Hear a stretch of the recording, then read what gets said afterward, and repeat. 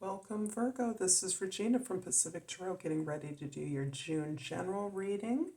I'm going to get started. These are taking a little bit longer than usual, so let's dive in, Virgo, with your overall energy for June, the Three of Wands. This is a beautiful energy of initiating something new. This is you moving out into unfamiliar territory, surveying the horizon, looking at the possibilities for growth and expansion. This is coming out of a confirmation of your expertise, a sense of mastery, and a desire to move away from the way that you've always done things, recognizing that it's time to move in order to be challenged, to grow, to make your services or products or your information, your expression relevant in a less familiar environment, to expand, to spread, to make new contacts, to explore, to journey out into the world, to get ideas, look at other models of things that are being created. Learn, have conversations with people, building up a network of ideas, of peers, of potential collaborators. So this is a card of creation. Threes are always about creative expression and getting something going.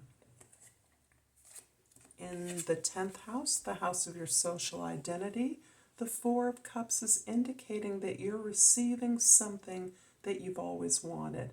Something that you once cast out as an intention in the world, something that would make everything just right, that would make your experience of something complete, is now on offer for you in a way that is not what you expected it to be. And that mismatch of expectation and reality are part of a reflection of your growth, your understanding that you have learned to pursue your desires, pursue the things that are important, meaningful, and feel good to you. And in that process, you've actually established and are creating an emotional foundation for yourself that gauges the success of any aspect of your life through the way it makes you feel. Understanding now that you deserve to feel good. Good things should feel good. It shouldn't be hard. It shouldn't be arduous. You are looking at this potential offer, fulfillment, wish that's been granted, and you're considering how much you've changed from when you cast this wish out into the universe. You are understanding that you may experience a mismatch between this and who you are now, but in fact, you are no longer looking to receive your power from others. You're no longer looking to receive love or gifts of completeness from others. Instead, you understand that you're receiving this because you've already given it to yourself. You already understand that this is something you deserve. You're deserving of more. And in fact, if this isn't matching what you now understand that matches your reality, you're able to manifest, in fact, what you want and to create that from your understanding that this is what you deserve. This is how you treat yourself. This is a reflection of your relationship with yourself and your understanding of your potential, your ability to deeply connect with what is authentically yours and an expression of who you authentically are. In the first house, we have the Seven of Swords. This is a card that's talking about the way in which you are fighting for what you believe in. And you are experiencing perhaps some very extreme forms of blowback, rejection, criticism or dismissal. You may be receiving outright attacks of sabotage, or aware that people aren't even disguising their efforts to cut you out of a situation, dismiss you, reject your ideas, or betray you in some way. Not only do you see these efforts for what they're worth, but because you are understanding that this jealousy, this blockage, this blowback is the result of jealousy, envy. It's actually confirming that you are on a powerful path of growth. You're doing something that others are fearful that they couldn't do, or that you are making changes that are inspiring fear in them. They may not understand your ideas. They may fear the loss of you as a part of their environment in some way. As you are proposing changes, you're looking at a new direction, ideas that will elevate your efforts, that will cohere your efforts into something larger than they feel that they are able to understand, or that they wish to take credit for in some way. But you're moving beyond this. You're certainly not dismissing this effort, but these efforts, even though you understand they reflect the people that deliver them to you, nevertheless, you're taking the information necessary and you're picking your battles. You're using the information that you're receiving. You're seeing through the outward efforts of sabotage to what is truly behind it, and you're collecting that up. You're preserving your energy and preparing to do battle appropriately. But this is you standing your ground and understanding that the storm of negative feedback really is telling you that you're on the right path. You're on a powerful path. In the fourth house, the house of your foundation, you have the Two of Pentacles. And this is really about a larger shift that you may be experiencing. This has a lot to do with the motion of Pluto that is now retrograding back into Capricorn. I believe it's just entered Capricorn perhaps today, and will remain in Capricorn, not entirely in retrograde, obviously, through the end of the year. And this is giving the whole planet, but you in particular, an opportunity to look at the changes that have been forced upon you, the changes that you now recognize you must make accumulated over the past 15-ish years, Pluto's initial entry into Capricorn. And really looking at the kind of destruction that you may have experienced, outer destruction, changes that occur in your organization, your place of employment, your social experience, whatever that may be within your family, losses that you've had to count, and you're really understanding the changes now that you see that are necessary to be able to improve and be prepared to work in the new reality that we are all collectively creating. In the seventh house, we have the Nine of Swords. And this is the strength that you have accumulated to face these very, very serious heartaches, these disappointments, these betrayals in many sense. And I'm getting a very clear picture that this is not only about your work, although there is a lot about your work, but this is about all of your relationships, particularly those significant relationships. This can be with a parent, with a spouse, with siblings, with colleagues, respected colleagues, with friends. You now have the courage to truly face the suffering and pain that you've endured as what appears to be the result of betrayals, your experience as a victim of the betrayals of others.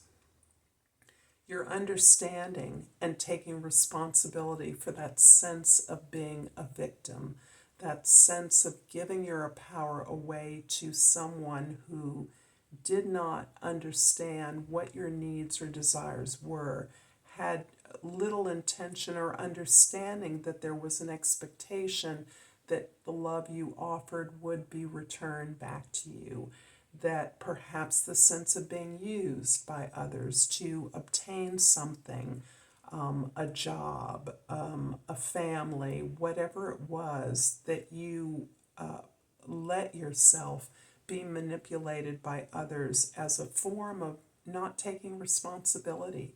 And now that you understand what responsibility you had in this betrayal, you've owned it, you've learned the lessons, and are even on the verge of recognizing what a gift this quite potentially devastating experience was, what you've learned, how you now understand that you empowered someone else to take your power away.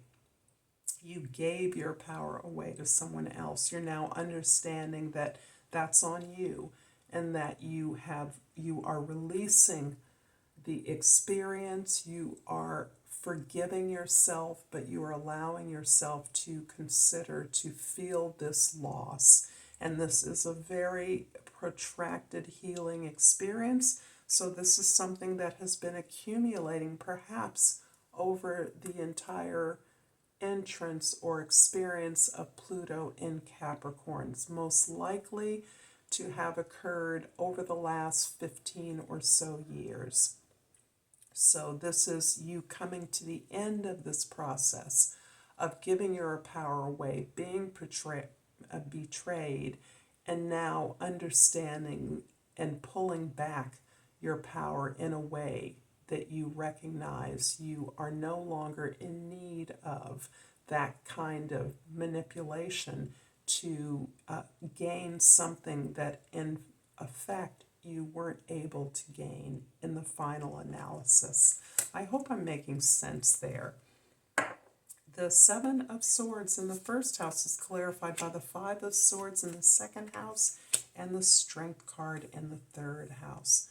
Wow, so this sense of being used, being betrayed, being hurt, having your heart broken is something that has lived intimately with you for a while. You have felt yourself to be inadequate to whatever power you gave away. So if this is in an intimate relationship with a long-term partner, perhaps you felt that you had to give in to the conditions of this partner in order to have a family. And that there was never an equal exchange in the relationship. There was always perhaps a sense that you were not quite enough, did not feel quite enough, did not really want to engage in this relationship in the way that it was presented to you, but you caved in, and it perhaps never bore itself out in the way that you might have hoped. However, you have persevered through a lot of disappointment. And I'm even sensing that professionally or through your employment or career, you have had to stand up to potential bullying or criticism of others, unfair criticism for any number of personal differences that you hold. So this really is about your experience of difference and your willingness to persevere, which you have been able to do without ever shirking from your opportunity to help others along the way. You have engaged consistently in sharing, offering your support to others as needed, without judgment, without expectation. And it has gained you the this incredible resilience and power as you have existed without the real caring attention that you very much crave, that you very much feel yourself to be in receipt of at this time. The Two of Pentacles in the 4th house is clarified by the Hierophant in the 5th house and the Queen of Wands in the 6th house. So now we're getting somewhere. My sense is that you have fully experienced your creative voice in some opportunity in which you are teaching and or learning. You are modeling the opportunity for others to gain some kind of knowledge or wisdom.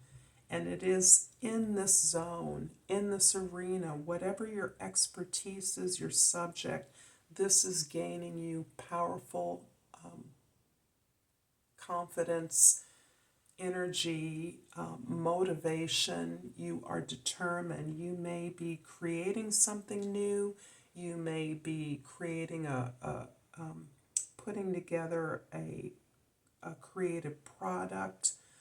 You may be writing a book. You may be creating a curriculum or a course, putting together a conference, an organizational or industry-wide conversation, discourse that you're engaging in, where the opportunities to learn, to advance in some particular arena is being highlighted.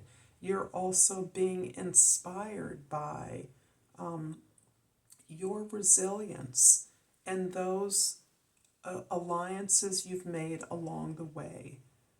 You are serving creatives in some capacity. You may be working in an industry where you work with talent, you work with creatives who are, and you support the development of their products, their services. So this is what is inspiring you and keeping you tuned in to that wish fulfillment, that desire that you once cast out a long time ago, and that you are being offered in some way currently as a professional opportunity. Maybe this is a chance to interview somebody that you think is really important and key in your field. That's an example, but this is a very exciting evolution of your own desire nature. This is you putting aside the needs of others and recognizing that it is the exploration and discovery of your desires and talents that is what is elevating your efforts, your professional efforts at this time. In the 7th house, the 9 of Swords is clarified by the 9 of Wands in the 8th house, and the 6 of Pentacles in the 9th house. So you're very much looking at your relationships any old way, all-sidedly. You have worked long and hard without a lot of breaks, is my sense. So you have been on a long climb of professional fulfillment. You have been climbing the ladder, and you have been deeply battered and bruised. You have been thrown off kilter, but you have stuck with it. Your perseverance is amazing, and you know that you are very close to some cherished accomplishment or achievement that is meaningful to you. Part of what is evolving and unfolding as the premier opportunity is your relationships. It's not just a significant relationship with a partner, it is all of your relationships, particularly with students, clients, customers, your audience. This is a relationship that is shifting and changing for you and is in some ways contributing to this elevation of your expertise, wisdom, and skills in a way that you are modeling this for others. This is very characteristic of the Virgo energy, and I'm thinking very much about the Hermit card right now. Whatever you're learning, you are sharing with others, and you're putting together a system of this kind of exercise or activity. So you may be creating some kind of a program or training or licensing or a professional degree program that you may be involved in adjudicating in some way. Creating an admission process, a selection process, and an award process is something that is coming to mind here. The Four of Cups in the 10th house is clarified by the Knight of Cups in the 11th house and the Hermit in the 12th house. Indeed, I knew it was there. This is so often associated with Virgo, the Hermit. This is really reflected in much about this reading, and that is the ability to move into your own authority, to pull into what it is you know, and to go within for the answers, to respect those authorities, those teachers who you believe truly see who you are, truly understand your mission and your gifts. And you are learning to do that for yourself, and through this very healing process, you are sharing what you know with others, sharing what you learn with others. You're communicating, taking this wisdom, this knowledge into your community through the collective so that this information benefits your entire environment and community. Along the way, your heart is opening up. As you tap into your inner voice, your inner wisdom, you are continuing on that path of discovering your desire, discovering the things that make you feel good. And this boost in confidence that you're experiencing is activating what your natural service ability is. Your natural desire to be of service to others is really opening this up and making you feel good, as opposed to the tremendous amount of heartache that you are also processing at this time. I hope this is resonating for you, Virgo. If so, please like and subscribe to my channel, Pacific Tarot, and I have selected the selenite, and the key words are spiritual awakening. I am a spiritual warrior of the light. And I'm also going to pull a hummingbird oracle. For those of us in the northern hemisphere, it is still spring, and I pulled Lotus Jewel. Underneath your feathered exterior lies a radiant diamond, glimmering with truth, beauty, and wisdom. Until next time, Virgo, Namaste.